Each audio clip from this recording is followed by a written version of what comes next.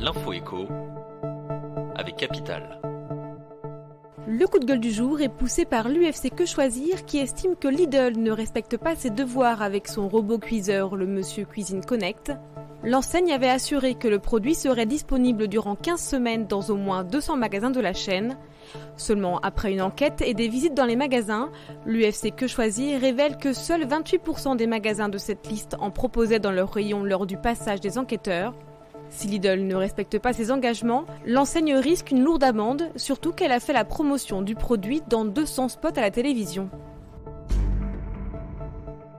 Le chiffre du jour, 1,5 milliard de livres, c'est le coût de la baisse de la productivité des salariés qui viennent au travail alcoolisés au Royaume-Uni.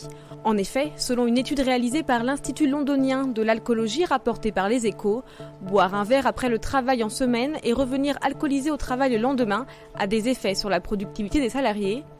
L'étude révèle également que ce sont les personnes qui gagnent le plus d'argent qui vont le plus souvent travailler en état d'ébriété. 55% des salariés qui gagnent plus de 60 000 livres par an l'ont déjà fait, contre 29% pour ceux qui touchent 10 000 livres par an.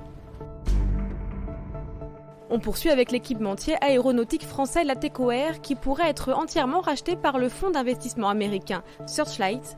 Déjà actionnaire de l'industriel français à 26% du capital, le fonds d'investissement lance une offre publique d'achat au prix de 3,85 € par titre auprès de l'autorité des marchés financiers pour devenir actionnaire total de Lateco Air au troisième trimestre de 2019.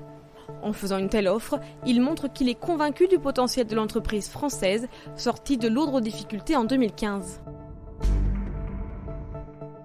On termine avec les compteurs Linky. Une nouvelle décision du Conseil d'État vient de donner raison à N10 face à la commune de Beauvais en Bretagne. Pour avoir refusé de faire installer des compteurs sur sa commune, le maire va devoir verser 3 000 € à N10. Selon la justice, la commune n'est pas propriétaire des compteurs électriques de son territoire et n'est pas légitime pour prendre ce genre de décision. Pour rappel, les compteurs Linky permettent de relever à distance et en direct la consommation des clients. Ils peuvent également couper ou limiter l'électricité. C'était l'info écho avec Capital.